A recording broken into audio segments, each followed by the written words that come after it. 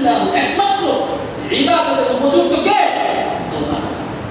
ইলাইহিল মাসির, আবার বলতেছে যে তার কাছেই ফিরে যেতে হবে। কার কাছে ফিরে যেতে হবে? আল্লাহ তাআলার কাছে। আমার আপনার কার কাছে ফিরে যেতে হবে বলে? আল্লাহ তাআলার কাছে। আমি আপনি কিছুদিন এখানে আসছি, আমি গতকাল বাচ্চাদেরকে বলতেছিলাম যে তোমরা যেমন ভাবে কয়েকদিন ছুটিতে গেছিলাম বাড়িতে, কয়েকদিনের জন্য মাত্র 10 দিনের জন্য তোমরা আজহার ছুটি কাটাই, তো তোমাদের কেমন লাগলো? তোমরা বলছে মানে গেলাম আর আসলাম, ছুটির সময় কেন দ্রুত শেষ হয়ে গেল, কিছু বুঝতেই পারলাম না। আমি বললাম তোমরা কে নামাজ আদায় করতে পারছি? ওরা কেউ বলছে যে আমি করছি, আবার কেউ বলছে আমি মাঝে মাঝে ছেড়ে দিচ্ছি, আমি ফজর পড়তে পারিনি, আমি ঈশা পড়তে পারিনি। তা আমি ওই সময় তাৎক্ষণিক আল্লাহ তাআলা আমাকে এটা বুঝতে হলো যে আমি তো দুনিয়াতে ছুটি কাটাইতে আসছি, আমার জিন্দেগি কেমনে কাটিয়ে গেছে আমি নিজেও বুঝতেছি না। আবার আল্লাহ তাআলাই বলতেছে কুরআনে সূরাতুল মুমিনুনের ভিতরে, কাল কিয়ামতের বাজারে আমাকে আপনাকে আমি যখন ওদের কাছে জিজ্ঞাসা করছিলাম তোমাদের কেমনে ছুটি কাটলো, আল্লাহ তাআলা কাল কিয়ামতের বাজারে আমাকে আপনাকে জিজ্ঞাসা করলেন ওয়ালা কাম লাবিসতুম ফিল আরদি আদাদা সিনিন, তোমরা দুনিয়ার মধ্যে কয়দিন ছিলা? আমি বলবো ক্বালু লাবিসনা ইয়াওমান আও বা'দা ইয়াওম, একদিন বা একদিনের কিছু অংশ ছিলাম। ওরা যখন আমার উত্তর দিছে যে এমন ভাবে কাটিয়ে গেছে কোন শুরুতে দিন চলে গেছে, চলে আসলাম বাংলাদেশে। আমি আপনাকে বলবো একদিন বা একদিনের কিছু অংশ ছিলাম, আমি আপনাকে কি কাটাইতে আসছি? ছুটি কাটাইতে আসছি। আমি যখন ওদের কাছে জিজ্ঞেস করছি তোমরা নামাজ কে কে পড়ো নাই, আল্লাহ তাআলাও এইভাবে জিজ্ঞেস করবে কে কি নামাজ আদায় করছো, কে কি আমার গোলামি করছো, কে আমার হুকুম মানছো, কে মানো নাই। পরিষ্কার দুনিয়াতে আসছি আমরা কিছুদিনের জন্য, ভাই কিছুদিনের জন্য আসছি, আবার চলে যাবো। আমরা যেমন ভাবে বলি যে এই বয়সটা কেমনে কম হয়ে গেল, স্কুলের বাবাটা কয়েকদিন আগেই তো মনে হইলো আমি স্কুলে যাইতাম, কয়েকদিন আগেই তো মনে হইলো বন্ধু বান্ধবের সাথে আড্ডা মারতাম, কয়েকদিন আগেই তো মনে হইলো আমার 25 বছরের যে কিছুদিনের মধ্যে আমার এই 25 বছরের ভিতরে আমি চলে আসলাম, আমার দাড়ি আস্তে আস্তে আগের মতো নাই, আস্তে ঘন হওয়া শুরু করছে, আগের থেকে আরো বেশি হওয়া শুরু করছে, কয়েকদিন করে বাঁকা শুরু করছে। আয়নার সামনে গেলে চেহারা দেখে অনেক সময় অবাক লাগে, আগে যদি কোনো ছবি থাকে মিলাইলে কি হয়ে গেছি আমি, আমার দাড়ি আগে কাঁচা ছিল, আমার চাকনাগুলো টান টান ছিল, এখন বুঝাই যাইতেছে। ভাই এইগুলো যদি ফিকির করে প্রত্যেকটা দিন আমি মনে করি তার দ্বারা আল্লাহর গোলামি বাদ দিয়ে আল্লাহর নাফরমানি করা সম্ভব।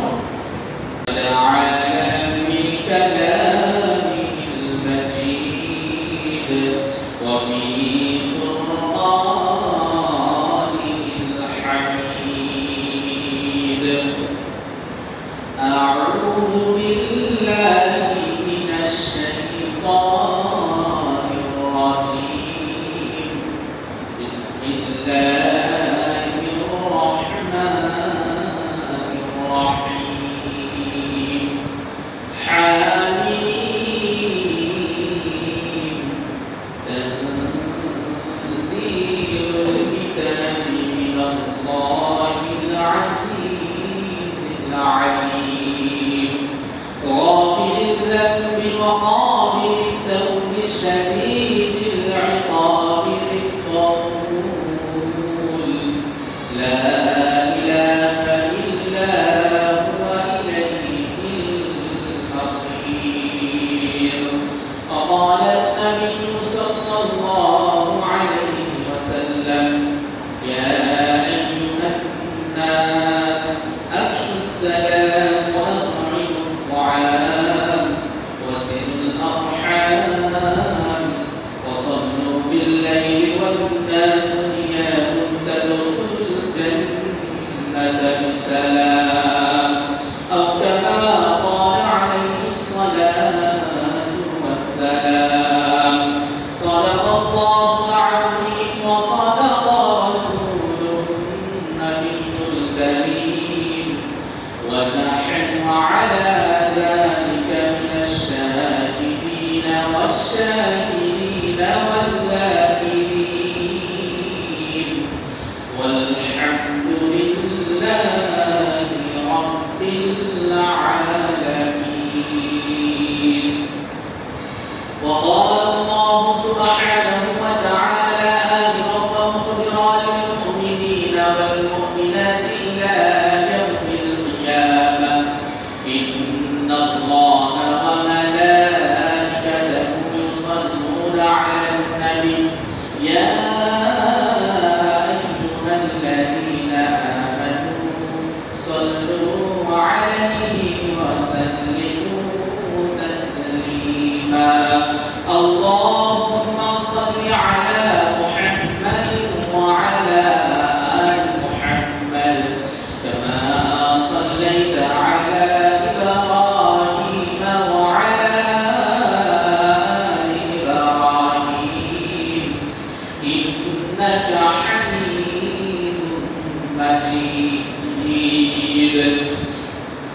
اللهم بارك على محمد وعلى آل محمد كما باركت على إبراهيم وعلى آل إبراهيم إنك حميد مجيد. الصلاة والسلام عليك يا رسول الله. الصلاة والسلام عليك يا حبيب الله. الصلاة والسلام عليك يا شافع المذنبين. الصلاة والسلام عليك يا رحمة للعالمين. الحمد لله شكرا للحمد لله. الأحباب والدعاء والدعاء والشكر يا الأحباب والدعاء بنعمك أكرم محبة والباب والشيء سيد الأيام جمعة من سيد المكان أن أفضل مسجد الشيخ سبحانه ولا يمشن توفيق دار الرسالة جل محبة الشيخ والشكر لله. الحمد لله. الله تعالى ভালো কাজ করার তৌফিক না দিলে আমি আপনি আল্লাহ তাআলার হুকুম পালন করতে পারবো না, আল্লাহকে খুশি করতে পারবো না। আমার আপনার চেষ্টা আল্লাহ তাআলার তৌফিক দুটাই দরকার। চেষ্টাও থাকতে হবে, আল্লাহ তাআলাও ভালোবেসে তৌফিক দিতে হবে। এজন্য আমাদের দরকার হলো চেষ্টা করা, আল্লাহকে মহব্বত করে আল্লাহর গোলামি করা, আল্লাহকে ভালোবেসে আল্লাহর গোলামি করা, আল্লাহকে ভয় করে আল্লাহর গোলামি করা, আল্লাহকে লজ্জা করে আল্লাহর গোলামি করা। কয়েকটা জিনিস আছে এর ভিতরে, মহব্বত, ভালোবাসা, ভয়, লজ্জা, একটা না শুধু। আল্লাহ তাআলাকে এই চারটা জিনিস দ্বারা মহব্বত করতে হবে, ভালোবাসতে হবে, ভয় করতে হবে, লজ্জাও পেতে হবে। লজ্জা কেমনে পাবো? আল্লাহর সামনে দাঁড়াইতে হবে। আল্লাহ তাআলা আমার সব কিছু দেখতেছে, আমি যেগুলো গোপনে করতেছি এগুলো কেউ না দেখলো, কে দেখতেছে? আল্লাহ তাআলা দেখতেছে। লজ্জা আমি মানুষকে পাইতেছি, মানুষ কি বলবে? ভয় মানুষকে পাইতেছি, মানুষ কি বলবে? আমি আমার বড় ভাইয়ের সামনে, আমার চাচার সামনে, আমি আমার বাপের সামনে আমি একটা গুনাহ কাজ করতে পারতেছি না, লজ্জায় ভয়ে। তাহলে এই ভয়টা তো পাওয়া করতেছে আল্লাহকে, এই ভয়টা তো পাওয়া করতেছে তাকে, আল্লাহকে পাইতেছি। আমার বাপরে, আমার ভাইকে, আমার চাচারে, আমার পাড়ার মানুষ কি বলবে, এই ভয় আমি তাকে করতেছি। কিন্তু আল্লাহকে পাইতেছি, দরকার ছিল তাকে পাওয়া, ভয়টা আল্লাহর পাওয়া। আল্লাহরে ভয় করলে দেখেন আল্লাহ আপনাকে ভালোবাসবে, মানুষের অন্তরে আপনার ভালোবাসা তৈরি করে দেবে। যদি কেউ আল্লাহ হয়ে যায়, আল্লাহ তার হয়ে যাবে। আপনি যখন আল্লাহ গোলামি করা শুরু করবেন, আল্লাহকে ভালোবাসা শুরু করবেন, আল্লাহ তাআলা আপনাকে ভালোবাসা শুরু করবে। শুধু আল্লাহ তাআলা ভালোবাসবে তা না, আল্লাহ তাআলা ভালোবাসা শুরু করবে, ফেরেশতাদেরকে বলে দেবে যে যাও আমি অমুক বান্দারে ভালোবাসি, তুমি পুরো পৃথিবীর মানুষকে, মাখলুককে জানায় দাও তার মহব্বত সবার অন্তরের ভিতরে পয়দা করে। এরপর দেখবেন আপনার সবাই মহব্বত করা শুরু করছে। একটা মানুষকে যখন সবাই ভালোবাসে, কয়েকটা জিনিস, একটা হলো ভয় ভালোবাসে, আরেকটা কি না আসে নিরীহ মানুষ তাও মানুষ ভালোবাসে। ভালোবাসার ধরন আছে, একজনের মানে মাস্তান, গুন্ডা, বদমাইশ, তাও বাটপার, এই মানুষের ভয়কে ভালোবাসে, এগুলো অন্তর থেকে ভালোবাসে। কথা বুঝতে পারছি? যেগুলো মাস্তানি করে, যেগুলো মানুষের লুটে লুটে খায়, আমরা 10 ভাই, আমি এর দোকান কি আছে, এই সমস্ত যারা করে, এর মানুষ কি অন্তরে ভালোবাসে নাকি ভয় ভালোবাসে? এর ভয় ভালোবাসে, এই অন্তর দ্বারা দালালি করে, বদদোয়া করে, বাড়ি করে। কথা বুঝাইতে পারি কিন্তু একটা হলো কি নিরীহ মানুষ, তার কেউ নাই, তার কোনো ওই জোর নাই, কোনো নেতার জোর নাই, কোনো ভাইয়ের জোর নাই, কার জোর নাই, কিন্তু সে এমনি ভালো মানুষ, সবাইকে কদর করে, সবাইকে কদর সম্মান করে, ছোটদেরকে স্নেহ করে, সবসময় হক কথা বলে, মানে সবসময় ভালো থাকে, সত্য কথা বলে, মিথ্যার আশ্রয় নেয়। এতে এই সমস্ত মানুষকে মানুষ অন্তর থেকে ভালোবাসে। আর একটা হলো কি এলাকার মাস্তা, এরা দেখলে সবাই এমনি কি করে, আল্লাহ এমনি ভালো কথা বলি নাই যাই যায়, খারাপ কিছু বললে খবরই আছে, বা তার দোষ যদি আমি বলি তাহলে খবরই আছে। তার দোষ কিছু বলা যাবে না। এই একটা ভয়, একটা কি এদিকে ভয় পাইতে হবে আল্লাহ তাআলাকে। কাকে? আল্লাহ তাআলা। আপনি যখন আল্লাহকে ভয় করবেন ওই মস্তান আপনার ভয় করবে। কথা বুঝতে পারছেন? কার ভয় বেশি হবে? আল্লাহকে। মস্তান আপনার ভয় করবে। আপনি ভয় আল্লাহর নাম হয়, নাম শরীফ হয়, ওই মস্তানের ভয় আমার মনে কে ঢুকায় দেয়? আল্লাহ ঢুকায়। মানুষের ভয় আমাদের কে ঢুকায় দেয়? আল্লাহ ঢুকায় দেয়। মানুষকে যখন মানুষ ভয় করা শুরু করে তখন আরো মানুষের ভয় আল্লাহ তাআলা দেওয়া শুরু করে। আর ভয় যখন আল্লাহ তাআলাকে পাবে তখন দেখবেন যে পুরা আপনাকে উপর ভয় করে। সাহাবায়ে কেরামদের বাঘ পথ দেখায় না। কিসের পথ দেখায়? বাঘের পথ দেখায়। কিসের পথ? দাওয়াতের কাছে বের হয়েছে, জঙ্গলের ভিতরে গেছে, পথ খুঁজে পাইতেছে না, জঙ্গলে শুধু বাঘ আর বাঘ। আল্লাহর কাছে দোয়া করতে গেলে নামাজ পড়ে। আল্লাহ তাআলা ওই মাখলুক আল্লাহ আমরা যারা দেখলেই দৌড়াই ভয় করি। সাহাবায়ে কেরামদেরকে তারা পথ দেখায় তাদের কাজ করা সুযোগ করে দিয়েছে। এটা কিসের মাধ্যমে হয়েছে? গাছ জুড়ে আল্লাহ তাআলাকে ভয় করছে সাহাবায়ে কেরাম, ভালোবাসছে, আল্লাহর গোলামি করছে, আল্লাহ নাফরমানি করে না। এই জন্য ভয় কার পাওয়া দরকার? আল্লাহ তাআলাকে পাওয়া দরকার। আর আমাদের মধ্যে এখন ভয় আসছে মানুষের, এইগুলো দূর করে ফেলবে। আল্লাহকে ভয় পাবো। কাকে ভয় পাবো? গুনাহ ছাড়বো কার জন্য? আল্লাহর জন্য। নামাজ পড়বো কার জন্য? আল্লাহর জন্য। নাকি বিয়ে আসছে, নতুন বিয়ে নামাজ না পড়ে দিতে আহা নতুন বিয়ে কি বলবে, সারা মাসের মধ্যে কেউ দেবে বিয়ে নামাজ পড়ে কি এরকম এক কোয়ালিটির নামাজি আছে না? নতুন মেয়ে বিয়ে দিচ্ছে, নতুন ছেলে বিয়ে দিচ্ছে, আর মেয়ে মানুষ ফজরের সময় তো না দেখে ঘুমায়। আজকে শোয়ার সময় চিন্তা করছে, দেখছে বিয়ের মুখে দাঁড়িয়ে মাথায় টুপি, দেখছে বিয়ে নামাজ আমার দায়িত্ব বিয়ে কি বলবে, বাড়িতে বলে দেবে বিয়ে নামাজ পড়ে না, বিয়ে নামাজের সাথে আমার মেয়ে বিয়ে দিচ্ছে, বিয়ে নামাজের ঘরে মেয়ে বিয়ে দিচ্ছে। এই একটা ভয়। এই ভয়ে যদি আপনি আল্লাহর ঘরে আসেন, আল্লাহ তাআলা কতটুকু আপনার নামাজ কবুল হবে এটা আল্লাহ বলেন। এজন্য প্রত্যেকটা আমল কারে ভয় করতে হবে? আল্লাহ তাআলা। কারে দেখাতে হবে? আল্লাহকে দেখাতে। নামাজ আদায় করলে আল্লাহকে দেখাতে। এজন্য বলে তাহাজ্জুদের গুরুত্ব এত বেশি কেন? সবাই ঘুমায় থাকে, সবাই ঘুমায় থাকে, তুমি যদি কেউ দেখতেছে না, একমাত্র আল্লাহ দেখতেছে। এই যে হাদিসের মধ্যে আসছে ইয়া আইয়ুহান নাস আফশুস সালাম ওয়া আত'ইমুত তা'আম ওয়া সাল্লু বিল লাইলি। রাতের নামাজ, ওয়া সাল্লু বিল লাইলি ওয়ান নাসু নিয়াম। মানুষ যখন ঘুমায় রাতের বেলা ওই সময় তোমরা নামাজ আদায় করো। যারা এরকম ভাবে নামাজ আদায় করে আল্লাহকে খুশি করতে পারবে তাদখুলুল জান্নাতা বিসালাম। আল্লাহ তাআলা বলতেছে, আল্লাহর হাবিবকে বলতেছে আপনি জানেন তাদেরকে আমি শান্তিতে জান্নাতে প্রবেশ করব। সুবহানাল্লাহ।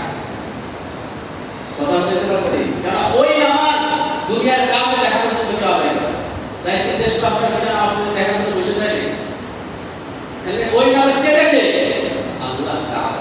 আল্লাহ তাআলা ডাক দেন, কার সমস্যা আমাকে বলো, আমাকে জানাও।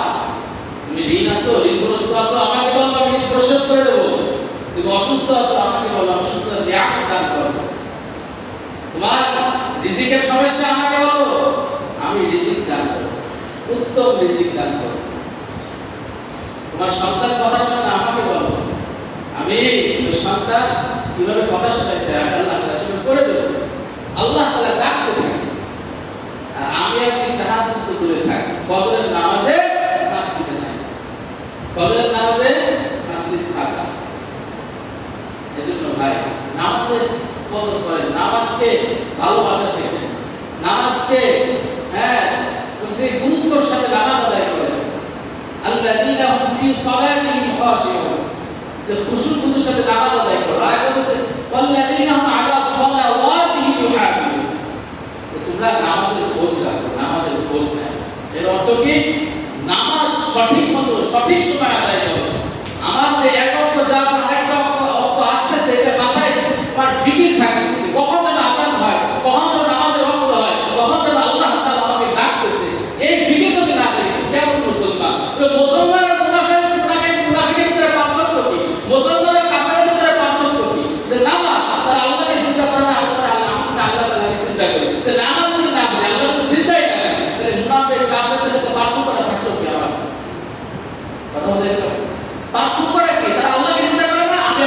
সিজদা করে। কাফের আল্লাহকে সিজদা করে। তাহলে তো তাদের মধ্যে পার্থক্য মান তারাকা সালাতা মুতাআম্মিদান ফাকাদ কাফার। আল্লাহ রাসূল বলেছে فقال النبي صلى الله عليه وسلم من ترك الصلاة متعمدا فقد كفر। যে অনর্থ খালি খালি অসুস্থ না কোনো কারণ নাই শুয়ে শুয়ে নামাজ ত্যাগ করল, কাজে কাজ করতে করতে নামাজ ছেড়ে দিল, দুনিয়াবি কাজ এমন কোনো কাজ নাই যে তার এই কাজের জন্য তার বিরাট ভুল হয়ে যাবে। শয়তান এসে ধোকা দেয় না করে ভয় বিলাতে লাগবে, বড় অলসতা লাগবে, আর করতে ইচ্ছা করবে না, আর উঠে যায়। এই কারণে তো নামাজ ছাড়ে। আল্লাহ রাসূল বলেছেন মান তারাকা সালাতা, যে ব্যক্তি অনর্থ মুতাআম্মিদান অনর্থ নামাজ ছাড়লো ফাকাদ কাফারা, সে কুফরি করলো, সে কাফের হয়ে গেল। তাহলে আমরা এখন কাফের তো প্রতিনিয়ত হইতেছি, প্রতিনিয়ত নামাজ ছাড়তেছি, আল্লাহর হুকুমকে মানে তুচ্ছ তাচ্ছিল্যভাবে দেখতেছি। এখন না আমি আল্লাহর বান্দা, কেমন বান্দা, কেমন আল্লাহর বান্দা, আল্লাহর বাইরেও আপনি সুদ খান, আল্লাহর বাইরেও ঘুষ খান, আল্লাহর বাইরেও মিথ্যা কথা বলেন, আল্লাহর বাইরেও আপনি নামাজে আসেন না, কেমন আল্লাহর বান্দা? এটা তো একই মারা খায়, একই মারা আল্লাহর মারা খায়, বুঝলেন নাই? আমি একজনের ভয় পাই, তার সামনে যে আবার ভিডিওটা কেমন ভয় পায়, কেমন ভয়, এটা একই মারতেছে আপনি আল্লাহর সাথে একই করতেছে না। এরকম মানুষ আছে হুজুর নামাজ না পড়লে কি হয়েছে, আমার ইমান ঠিক আছে। হ্যাঁ, নামাজ না পড়লে তোমার ইমান তো নাই, তো ইমান থাকতে নামাজ আদায় করতে হাইসলাম না, ইমান থাকতে নামাজ আদায় করতে। ইমান ঠিক আছে মানে কি? ইমান লা ইলাহা ইল্লাল্লাহ, আল্লাহ ছাড়া কোনো মাবুদ নাই, তুমি মাবুদের গোলামি না করে নামাজ থাকে দিয়ে বলছো আমার ইমান ঠিক আছে। কথা বুঝাতে পারি না? যদি কোনো প্রশ্ন থাকে বলবেন, মনে কোনো খবর রাখবেন না। লা ইলাহা ইল্লাল্লাহ যখন করতেছেন আল্লাহ ছাড়া কোনো মাবুদ নাই, যে একমাত্র ইবাদতের উপযুক্ত আল্লাহ তাআলা, তাহলে ইবাদত তুমি আল্লাহ করতেছেন, নামাজে ছাড়তেছেন, খালি খালি অনর্থ অসুস্থ না সুস্থ ব্যক্তি হেঁটে বেড়াইতেছেন, হ্যাঁ কোনো কারণ ছাড়াই অন্য সব দুনিয়াবি কাজ করতে করতে নামাজ পড়তেছেন, আবার বলতেছে একদল এরকম আছে আমার নামাজটা পড়তে গিয়েছে, আমার ইমান ঠিক আছে, আমার সব ঠিক আছে, ওর ইমানই নাই। আল্লাহ রাসূল বলেছে মান তারাকা সালাতা মুতাআম্মিদান ফাকাদ কাফারা, যে ব্যক্তি অনর্থ নামাজ ছাড়লো সে কুফরি করলো, সে কাফের হয়ে গেল। তা কাফের ইমান আছে? কুফরি করলে ইমান থাকে? কাফেরদের ইমান আছে? এজন্য ভাই মক্কার ইমাম তো ডাইরেক্ট বলেই দিয়েছে নামাজ তো অনর্থ স্যার আবার কালাম হয়ে বসে পারবে। কথা হচ্ছে এত ধমক, তা আমরা আপনার নামাজের করছি কয়েকদিন আগে দেখতেছি ডাইরেক্ট ফতোয়া দিয়েছে, কেউ যদি খালি খালি একেবারে অলসতার কারণে কোনো কারণ ছাড়াই নামাজ ছাড়া আবার মুসলমান হতে হবে, কালেমা পড়ে আবার আল্লাহর ঈমান আনতে হবে। এত ধমক। আউয়ালু মা ইউহাসাবু বিল আবদু ইয়াওমাল কিয়ামাতি সালাত, সর্বপ্রথম কিসের হিসাব হবে? নামাজের হিসাব হবে। আমার তার খোঁজ নাই, তা আমার অনুমতি নফল ইবাদত নিয়ে খুব বাড়াবাড়ি, নফল ইবাদত নিয়ে খুব বাড়াবাড়ি। হুজুর কেন দোয়া করলেন আপনি? নামাজের পরে দোয়া করতে হুজুর কইছে দোয়া করা যাবে না, তো মাসআলা না বুঝে এসে চিন্তা করতে হবে। কথা বুঝতে মাসআলা বুঝতে হবে। ইমামদের সাথে কথা বলার আদব আছে, কথা বলার আদব জেনে এসে তারপরে কথা বলতে হবে। মাসজিদের ভিতরে চিল্লাইছে না সালাম ফিরে হুজুর তোমরা বলছে হ্যাঁ অমুক কইছে তোমরা করার জন্য আপনি কেন বলেন, অমুক কি বলছে আপনার সেটা বুঝতে হবে আগে। কি বলছে? আমি তো কিতাবই খোলেন না, হাদিসই খোলেন না, কোরআন শরীফের তর্জমাই বোঝেন না, তো চিল্লান কেন? আগে বোঝেন হুজুর এক পাশে ডাইকে নিয়ে যান, সালাম সুবহান করে এক পাশে ডাইকে নিয়ে এরপরে ডাক্তার ভাইকে কি করেন আগে আপনি ফোন দেবেন, এখন ফোনে ভাই আমি একটা সিরিয়াল দেবো, আমাদের সিরিয়াল পাওয়া যাবে, এরপরে জায়গাতে বসে থাকেন 2 ঘন্টা 1 ঘন্টা 1/2 ঘন্টা, এরপরে যে সিরিয়াল নিয়ে আপনার অভিযোগ আপনি জানান, এই যে হুজুরকে ভাইস ছিলেন এগুলো আদব না, দিয়াদব আদব খিলাফ, আর যে দিয়াদব আল্লাহ তাআলা রহমত থেকে বঞ্চিত। একটা মাসআলা জিজ্ঞেস করতে হবে হুজুরের সময় হবে কিনা, হুজুরের এক পাশে দাঁড়িয়ে নিয়ে সালাম মুসাফাকে হুজুর আমি তো বুঝতেছি না, এটা আদব। এরপরে হুজুর আপনাকে যথেষ্ট পরিমাণ ওনার জ্ঞান অনুযায়ী আপনাকে বোঝানোর চেষ্টা করবে, এটা হচ্ছে হুজুরের আদব। কথা বুঝাইতে পারছি? এগুলো আমাদের ভিতর থেকে আসতে মানে এখন উঠেই যাইতেছে, এইগুলো নাই। আমরা মোবাইল দেখে দেখে একটা শুনে নিয়ে আসে হুজুর করেছিলেন, আরে তুমি নেট মুক্তি হওয়া কেন, তুমি ইচ্ছা করো তুমি জানলে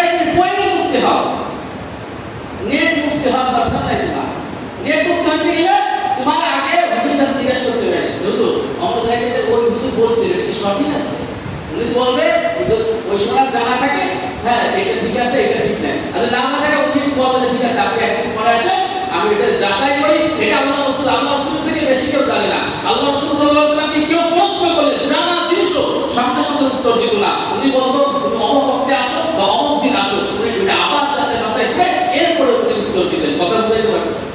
আর আমাদের অবস্থা এমন বুঝে গেছে না আমি কিছু জানি না, এজন্য হুজুররা ভুল করে একটা করে দেয়, তোমরাও জানো হুজুরও জানো, বলবো হুজুর এটা আপনি আমায় জানায় সঙ্গে সঙ্গে ওই সময় প্রশ্ন করে ওই সময় জানো।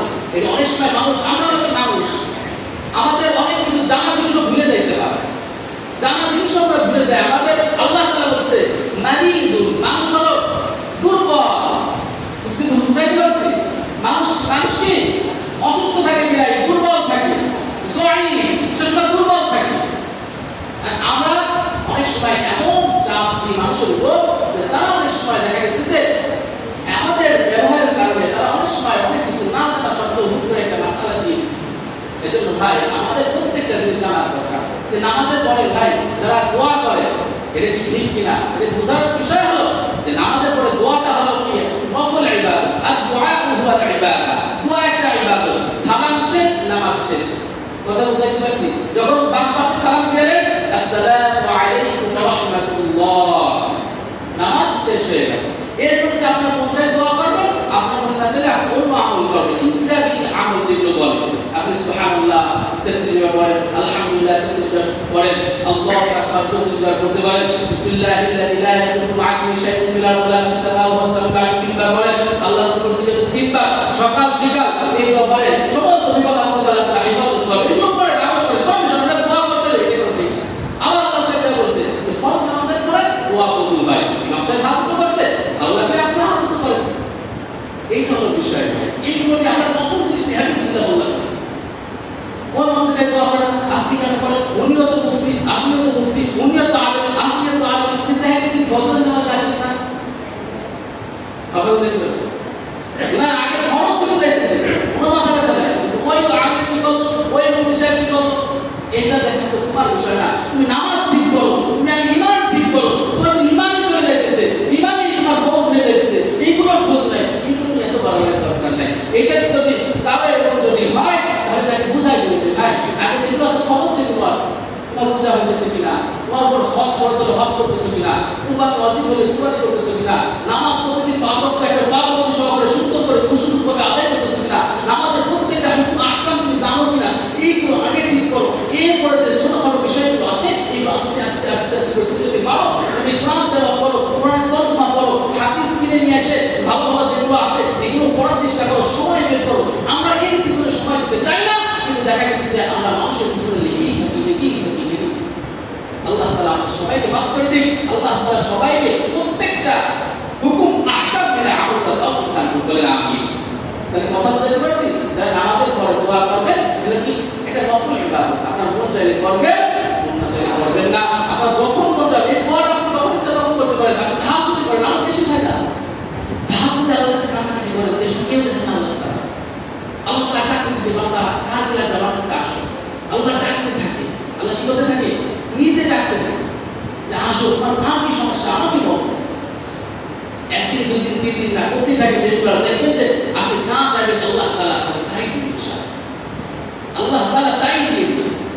এজন্য ভাই ছোট ছোট বিষয় নিয়ে আমরা বাড়াবাড়ি করবো না, ছোট ছোট বিষয়গুলো আমরা আগে দেখবো আমার বড় জিনিস বহু হয়ে যাইতেছে কিনা, আমার ফরজগুলো ছুটে যাইতেছে কিনা। এজন্য আপনাদের সামনে যে আয়াতটা তেলাওয়াত করছি আল্লাহ তাআলা বলেন তানজিলুল কিতাবি মিনাল্লাহিল আজিজিল আলিম, নিচে বলতেছে আমি যে কিতাব নাযিল করছি, যে এই কিতাব কে নাযিল করছে, তানজিলুল কিতাবি মিনাল্লাহিল আজিজিল আলিম, যে মহা পরাক্রমশালী সর্বজ্ঞ যে সব কিছু জানেন সে এই কোরআন নাযিল করছে। কে নাযিল করছে?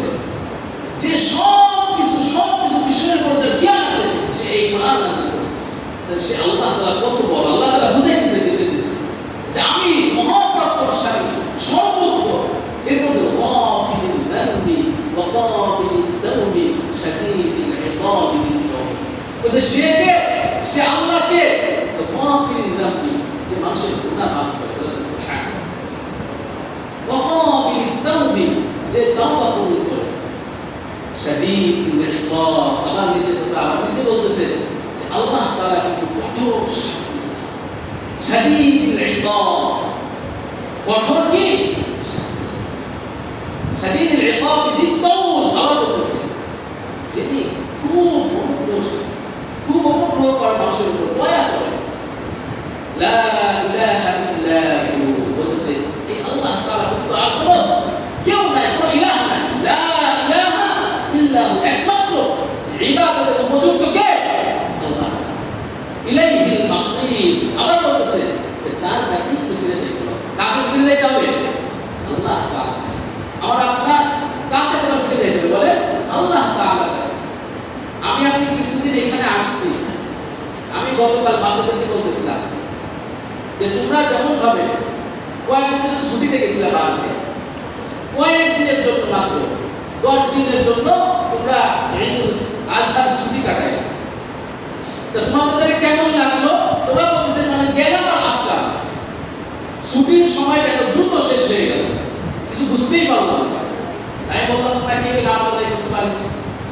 ওরা কেউ বলছে যে আমি করছি, আবার কেউ বলছে আমি মাঝে মাঝে ছেড়ে দিচ্ছি, আমি ফজর পড়তে পারিনি, আমি ঈশা পড়তে পারিনি।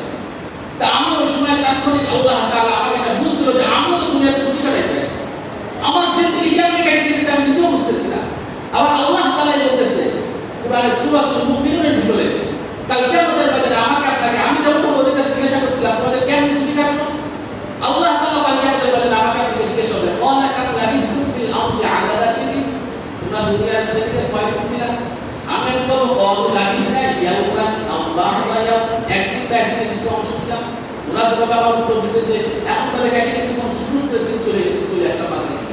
আমি আপনাকে বলবো একদিন বা একদিনের কিছু অংশ ছিলাম, আমি আপনাকে কি কাটাইতে আসছি? ছুটি কাটাইতে আসছি।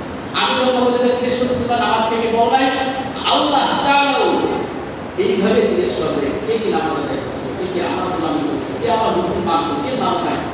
পরিষ্কার দুনিয়াতে আসছে আমরা কিছুদিনের জন্য, ভাই কিছুদিনের জন্য আসছে, আবার চলে যাবো। আমরা যেমনই ভাবে বলি যে এই বয়সটা কেমনে পাবো একটা মুসলিমের বাবাটা, কয়েকদিন আগেই তো মনে হইলো আমি স্কুলে যাইতাম, কয়েকদিন আগেই তো মনে হইলো বন্ধু বান্ধবের সাথে আড্ডা মারতাম, কয়েকদিন আগেই তো মনে হইলো আমার 25 বছরের যে কিছুদিনের মধ্যে আমার এই 25 বছরের ভিতরে আমি চলে আসলাম, আমার দাঁড়িয়ে আস্তে আস্তে আগের মতো নাই, আস্তে ঘন হওয়া শুরু করছে, আগের থেকে আরো বেশি হওয়া শুরু করছে, কয়েকদিন পরে পাকা শুরু করছে। আয়নার সামনে গেলে চেহারা দেখে অনেক সময় অবাক লাগে, আগে যদি কোনো ছবি থাকে মিলাইলে কি হয়ে গেছে আমি, আমার দাঁড়িয়ে কাঁচা ছিল, আমার চাকনাগুলো টান ছিল, এখন বুঝাই যাইতেছে। ভাই এইগুলো যদি ফিকির করে প্রত্যেকটা দিন, আমি মনে করি তার দ্বারা আল্লাহর গোলামি বাদ দিয়ে আল্লাহর আরামানি করা সম্ভব। কোথাও যাইতে পারছি ফিকির করি না তো ভাই, চলে যাইতেছে দিনের পরে দিন চলে যাইতেছে, দিন আসছে রাত আসছে, রাত কেটে যাচ্ছে আবার দিন আসছে, এইভাবে আল্লাহ আমি কতটুকু আল্লাহকে মানছি, কতটুকু আল্লাহ তাআলা গোলামি করতেছি, আমি এখন কোনো ফিকির করি না। এজন্য ভাই আল্লাহ তাআলা আগে আমাকে ফিকির করার তৌফিক দান করুন, আমাদের সবাইকে কবুল করুন। যে কথাগুলো বললাম যে আল্লাহ রাসূলের একটা হাদিস আপনাদের সামনে বলছিলাম, ইয়া আইয়ুহান নাস, আল্লাহ রাসূল বলেছে হে মানুষগণ, আফসুস সালাম, তোমরা বেশি বেশি সালাম দাও, ওয়া তু'ইনুদ দুআ, আজকে দেখেন আমাদের সালাম উঠে গেছে। মুরব্বিদের দেখলে আগে আমরা সালাম দিতাম, হ্যাঁ মুরব্বিরা আমাদের সেবা করতো, আমরা মুরব্বিদেরকে সম্মান করতাম, আজকে কিছুই নাই। এটা কারণ হলো আল হায়া ওয়া শু'বাতুম মিনাল ঈমান, যে আমাদের যে লজ্জা একটা ইমানের লজ্জা নিশ্চয়ই চলে গেছে। মুরব্বিদের সামনে আগে ছোট কেউ যদি সিগারেট খাইতো, তাহলে সিগারেট কোন জায়গায় সামনে কিছু খুঁজে পাইতো না, কোন জায়গায় ফেলাবে, এখন মুরব্বিদের সামনে সিগারেট টানতেছে। কথা বুঝাইতে পারছি? উসমান ইবনে আফফান, আল্লাহু আকবার, সে যে এত মানে এত লজ্জাশীল ছিলেন। একদিন আবু বকর সিদ্দিক রাদিয়াল্লাহু তাআলা আল্লাহ রাসূল সাল্লাল্লাহু আলাইহি ওয়াসাল্লামের কাছে আসছে, আসার সঙ্গে সঙ্গে কথা বলতেছে, আয়েশা রাদিয়াল্লাহু তাআলা সরে গেছে পাশ থেকে। তা হাদিসের ভিতরে আসছে তখন আল্লাহ রাসূল সাল্লাল্লাহু আলাইহি ওয়াসাল্লাম এই জামাটা একটু উঠানো ছিল, পা থেকে হালকা, হাঁটু নিচেই ছিল, একটু উঠানো ছিল, বের করা ছিল একটু গুছাটা। আল্লাহ রাসূল এভাবে কথা বলছে, ওমর রাদিয়াল্লাহু তাআলা আমার সাথে কথা বলছে। যখনই উসমান ইবনে আফফান রাদিয়াল্লাহু তাআলা আসছে, সঙ্গে সঙ্গে আল্লাহ রাসূল সাল্লাল্লাহু আলাইহি ওয়াসাল্লাম উঠে বসে জামা ঠিক করে তার সাথে কথা বলছে। আয়েশা রাদিয়াল্লাহু তাআলা আমাকে ফলো করছে, জিজ্ঞাসা করছে কি ব্যাপার, আবু বকর সিদ্দিক রাদিয়াল্লাহু তাআলা আসলো, ওমর রাদিয়াল্লাহু তাআলা আসলো, তাদের সামনে আপনি উঠে বসতেন না, তাদের দেখে লজ্জা পেলেন না, কিন্তু উসমান যখন আসছে তখন আপনি উঠে বসছেন, জামা ঠিক করছেন, এটার কারণ কি আমি জানতে চাই। আল্লাহ রাসূল সাল্লাল্লাহু আলাইহি ওয়াসাল্লাম বলেছে, যাকে দেখে ফেরেশতারা পর্যন্ত লজ্জা পায় তাকে আমি কেন লজ্জা পাবো? সুবহানাল্লাহ। উসমান রাদিয়াল্লাহু তাআলা দেখে কারা লজ্জা পায় না? ফেরেশতারা লজ্জা পায়। মানে উনি আল্লাহ তাআলার সামনে নিজেকে এতভাবে নিজেকে লজ্জাশীল বানাইছে, উনি নিজে ছিল লজ্জাশীল, আর উনাকে দেখে ফেরেশতারা লজ্জা পাইত। এর অর্থ কি?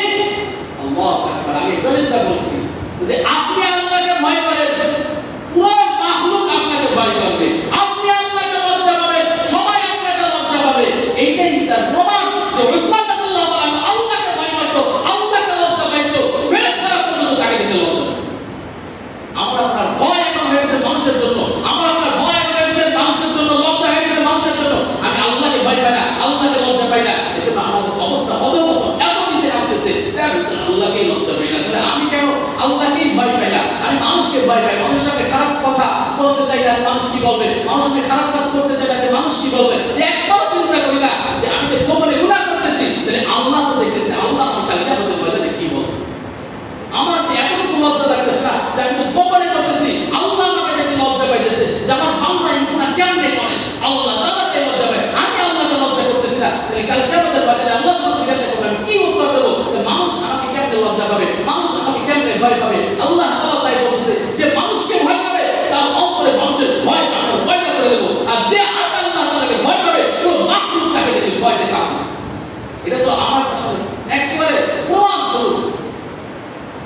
মাথা মতো করে আল্লাহ দেওয়ার সাইড সাহেব, মাথা মতো করে মামুন সাহেব বলেন আগে আমার নামে আবার ধরার জন্য ওখানে একটা দেখলাম যে আমরা নেটে দেখলাম যে ওনার উপর আবার একটা টার্গেট আসতেছে, সঙ্গে সঙ্গে ওনার উকিলকে নিয়ে একেবারে বীর পুরুষের মতো চলে গেছে, আবার জামিন করে আবার বেরোয় আসছে। ওনার কোনো সময় মাথা মতো করে নাই। এই যে 3-4 বছর জেল কাটছে, ইচ্ছা করলে বলতেছে আমি ইচ্ছা করলে যদি মাথা মতো করতাম ওদের সামনে আরো 2 বছর আগে বের হতে পারতাম, মাথা মতো করে নাই। আল্লাহর সামনে মাথা মতো করছি, বলছে কি যে এখন যে তোমার ভালোবাসা পাইতেছি আগে এত ভালোবাসা পাইনি জেলে যাওয়ার আগে। ঠিক কিনা?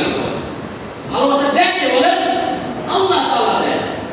জেলে থাকলে ভালোবাসা কেউ পায় আর কেউ ঘৃণার পাত্র হয়। যারা ভালোবাসা পায় তারা আল্লাহকে যারা ভয় করে, আল্লাহকে যারা ভালোবাসে, এরা যদি জেলে বসেও মারা যায় তাও মানুষের অন্তর থেকে তাদেরকে কেউ বের করতে পারবে। ঠিক কিনা? মানুষের অন্তর থেকে তাদেরকে বের করতে পারবে 1000 বছর যদি জেলে থাকবে। এটা আগে থেকেই চলে আসতেছে। সাহাবায়ে কেরামরা জেল কাটছে, হ্যাঁ, ইমাম শাফিঈ রাহমাতুল্লাহ, ইমাম আবু হানিফা রাহমাতুল্লাহ জেল কাটছে, ওই ইমামরা আলেমরা জেল থাকতে থাকতে কিন্তু দুনিয়া আমি তো ভাত পাইছি, ইসলাম ধর্মকে পাইছি ভাতের মতো, তাই মানতেছি না। কিন্তু ইসলামের জন্য রক্ত দিয়েছে, ইসলামের জন্য নিজের জীবনকে বিলিয়ে দিয়েছে। আমি আপনি পাইছি বলে একবার সস্তা করে যেটা পাবেন ওটার কদর থাকবে না। আমাদের অবস্থা এখন এমন, আমরা পাইছি সস্তায়, এটার কোনো কদর নাই আমাদের কাছে, আমাদের কোনো কদর নাই আমাদের কাছে, ঘুষ সুদের কোনো কদর নাই যে আমরা তো সুদ ঘুষ এটা নিয়ে কোনো সময় নিজে আরেকজনকে নিষেধ করি না, নিজে বরং চলো ঢুকতে পারলে ভালো লাগে। এই সমস্ত জিনিস যতদিন পর্যন্ত আমার আপনার ভিতর থেকে না যাবে ততদিন পর্যন্ত আমল করে শান্তি পাবেন না, আমলের মজা পাবেন না। যখনই আল্লাহকে ভালোবাসা শুরু করবেন, আল্লাহর গোলামি পুঙ্খানুপুঙ্খভাবে আদায় করবেন, ইয়া আইয়ুহাল্লাযীনা আমানু দুখুলু ফিস-সিলমি কাফা, যখন ইসলামের ভিতরে সুন্দরভাবে প্রবেশ করবেন তখন দেখবেন যে আমল করলে 2 রাকাত নামাজে কতটা মজা পান, তাহাজ্জুদে উঠতে কতটা মজা পান, চোখের পানি ফেলাইতে কতটা মজা পান। দেখবেন যখন চোখের পানি ফেলে আল্লাহর কাছে কান্নাকাটি করবেন দেখবেন নিজেকে কতটা হালকা লাগে। যখন জিকির করবেন দেখবেন নিজের ভিতরে একটা জোশ তৈরি হয়ে গেছে। আমি আপনি আবার যারা জিকির করে তাদের বলি এই এত জোশ আসে কোথাতে? তুমি তো ভাই নিজে জিকিরই করবা, তুমি জোশের কি বুঝবা? আল্লাহর সাথে কানেক্টেড নাই, তুমি জোশের কি বুঝবা? এজন্য জিকির করেন, আল্লাহর গোলামি করেন, দেখবেন আল্লাহ তাআলা আপনার সাথে কানেক্ট হয়ে যাবে, আল্লাহর মহব্বত তৈরি হবে। যখন আপনার ভিতরে আল্লাহর মহব্বত তৈরি হবে তখন দেখবেন দুনিয়ার কাউকে আপনি পরোয়া করতেছেন না, আল্লাহর সামনে মাথা নত করতেছেন, আর কারোর সামনে মাথা নত হবে কথা কি দিয়ে?